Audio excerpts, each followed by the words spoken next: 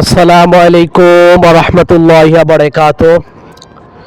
সম্মানিত দর্শক শ্রোতা দিনী ভাই ও বোনেরা, আশা করি মহান আল্লাহ তাআলা আমাদের সবাইকে অনেক অনেক ভালো রেখেছেন, সুস্থ রেখেছেন, আলহামদুলিল্লাহ।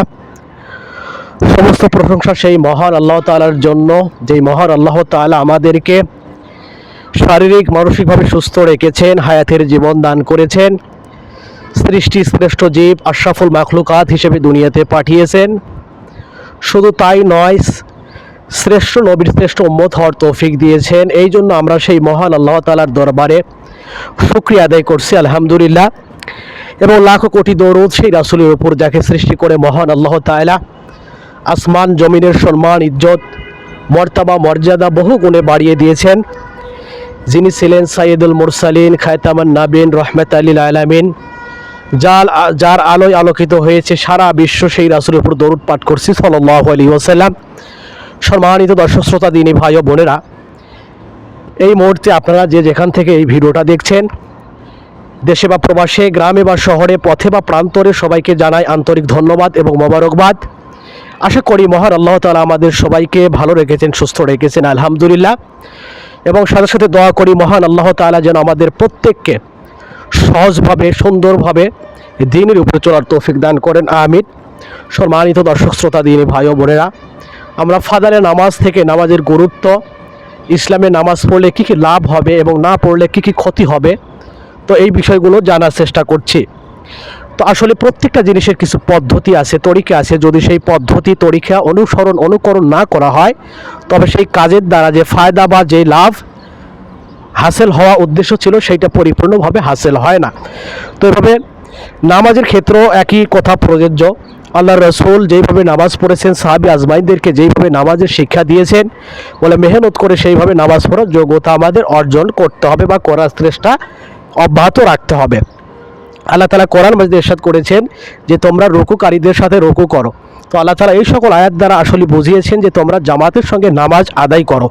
তো আমরা গত দুই পর্বে জামাতের সঙ্গে নামাজ আদায় না করার শাস্তি বা না করলে কি ক্ষতি হবে, এই বিষয়গুলো আমরা জানার চেষ্টা করেছি। তো আজকের পর্বেও আমরা জামাত যদি তরক করা হয় অথবা জামাতে যদি নামাজ না আদায় করা হয়, সেক্ষেত্রে কি ক্ষতি হতে পারে, এই ব্যাপারে আমরা সকলেই জানার চেষ্টা করব ইনশাআল্লাহ। তো ভিডিওর শুরুতে সবার কাছে বিশেষভাবে অনুরোধ করব, যদি ভিডিওটি ভালো লাগে, যদি ন্যূনতম এখানে দ্বীনের ব্যাপারে কিছু শিক্ষার থাকে, অবশ্যই ভিডিওটি শেয়ার করবেন এবং পরবর্তী ভিডিও পাওয়ার জন্য আমাদের সাথেই থাকার চেষ্টা করবেন ইনশাআল্লাহ। তো চলুন কথা না বাড়িয়ে আমরা আমাদের মূল আলোচনার মধ্যে প্রবেশ করি।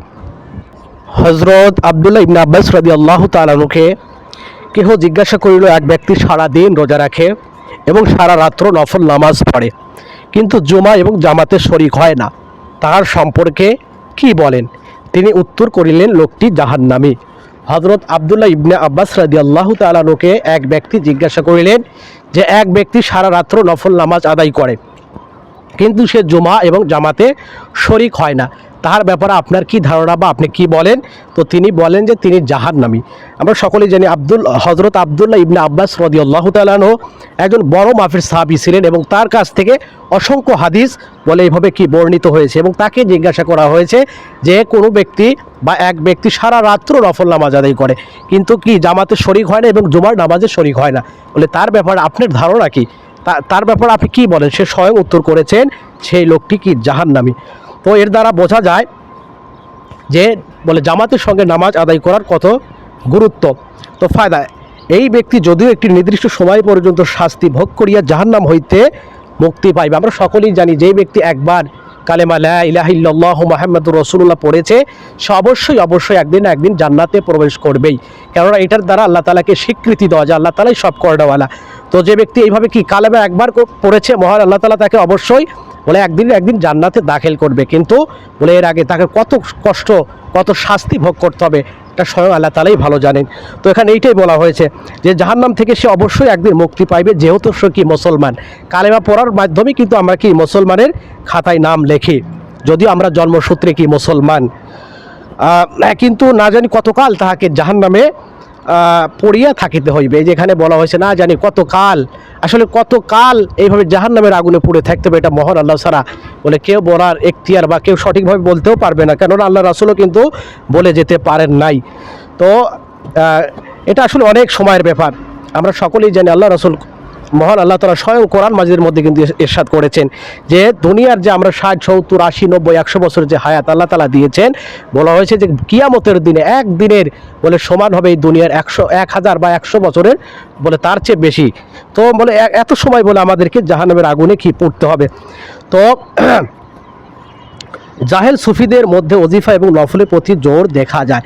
আসলে আমাদের অনেকের মধ্যে আমরা অনেক ওজিফার কি জোর দেখতে পাই, জোশ দেখতে পাই, কিন্তু আমাদের নামাজের কি গাফলতি আমরা দেখতে পারি বা গাফলতি চলে আসে। তো কিন্তু জামাতের প্রতি তাহাদের কোনো ভ্রুক্ষেপ নাই, ইহাকে তাহারা বুজুর্গি মনে করে, অথচ আল্লাহর মাহবুব নবীর অনুসরণ করাই হইল আসল বুজুর্গি। এক হাদিসে বর্ণিত হইয়াছে 3 ব্যক্তির উপর আল্লাহ তাআলার লানত বর্ষণ করেন। প্রথমত ওই ব্যক্তি যাহার উপর মুক্তাদিগণ যুক্তিসঙ্গত কারণে নারাজ থাকা সত্ত্বেও সে ইমামতি করে। দ্বিতীয় ওই নারী যাহার উপর তাহার স্বামী নারাজ। তৃতীয় ওই ব্যক্তি যে আজান শুনিয়া জামাতে শরিক হয় না। তো আসলে এই কয়েকটা হাদিস দ্বারা আমাদের স্পষ্টভাবে বুঝে আসে বা প্রতীয়মান হয় যে আসলে জামাতের সঙ্গে নামাজ আদায় করার বলে কত গুরুত্ব। এই জন্য আমাদের প্রত্যেকেরই উচিত হবে আমরা যেন মসজিদে গিয়ে জামাতের সঙ্গে নামাজগুলোকে সঠিক সময়ে বলে এইভাবে আদায় করি। তো মহান আল্লাহ তাআলা আমাদের সবাইকে সঠিক বুঝ দান করুক, আমিন। আসসালামু আলাইকুম ওয়া রাহমাতুল্লাহি ওয়া বারাকাতুহু।